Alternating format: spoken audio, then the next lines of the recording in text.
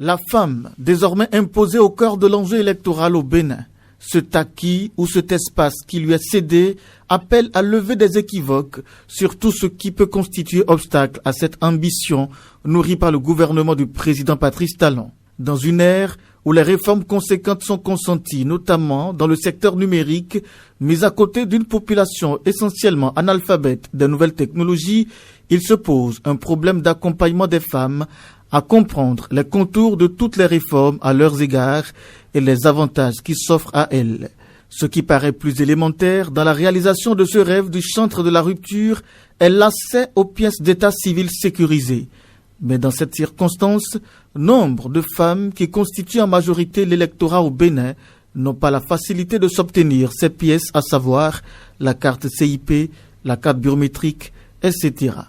Et sans doute, elles ne pourront exprimer leur vote pour faute de pièces d'état civil numérisées en vigueur au Bénin, ou bénéficier entre autres du microcrédit à l'AFIA.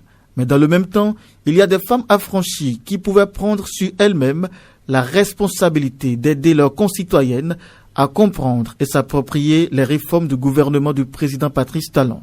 Cela se présente comme une nécessité, surtout à la veille des élections législatives en vue, nous confirme Faustine Kouvi, femme politique du 12e arrondissement de Cotonou.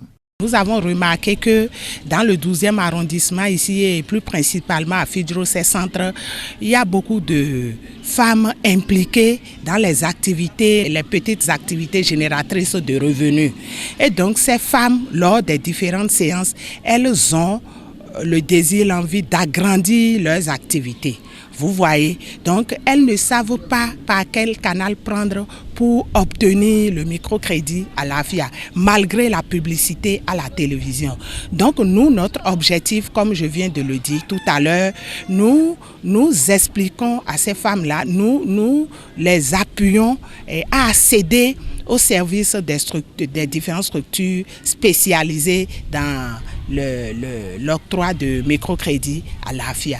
J'ai dit tout à l'heure que ces femmes ont envie d'aller vers le microcrédit à l'AFIA. Vous savez que la carte CIP est une pièce très importante qui rentre dans la composition de dossiers pour l'obtention de microcrédit. Et donc, malgré la publicité, malgré la sensibilisation à la télévision, nous avons remarqué que beaucoup de femmes dans le 12e arrondissement ici n'ont pas ces cartes. Elles ne savent pas, la plupart, beaucoup de femmes, ce n'est pas toutes les femmes, mais beaucoup ne savent pas comment procéder pour avoir ces cartes. Et donc, nous les aidons. Nous leur expliquons par quel canal, je viens de le dire, elles vont prendre pour obtenir ces cartes-là, comment elles vont procéder, se regrouper en groupe de 3, comme l'a dit le gouvernement, pour aller pour obtenir le microcrédit à l'AFIA. En tant que citoyen et citoyenne, on doit voter. C'est très important. Elles doivent voter. De Cotonou à Boycon et partout ailleurs au Bénin, le besoin est entier et identique. Il s'agit de tout faire pour que les femmes analphabètes des nouvelles technologies ne soient pas en retard sur l'obtention des pièces d'état civil sécurisées afin de se garantir la possibilité d'exprimer leur droit de suffrage. Et cela, Christian Gbogbo, acteur politique de la 23e circonscription électorale, trouve que ça doit être un devoir que doivent assumer tous les acteurs politiques, femmes comme hommes.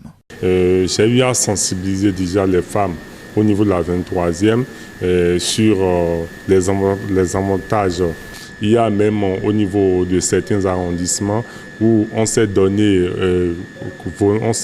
comme volontiers de pouvoir accompagner ces femmes-là. Il ne fait aucun nombre de doutes que les réformes engagées par le président Patrice Talon et tous les avantages que portent les différentes initiatives de ce régime ambitieux souffrent d'une absence de communication et d'un manque d'assistance au sein notamment des femmes analphabètes des nouvelles technologies.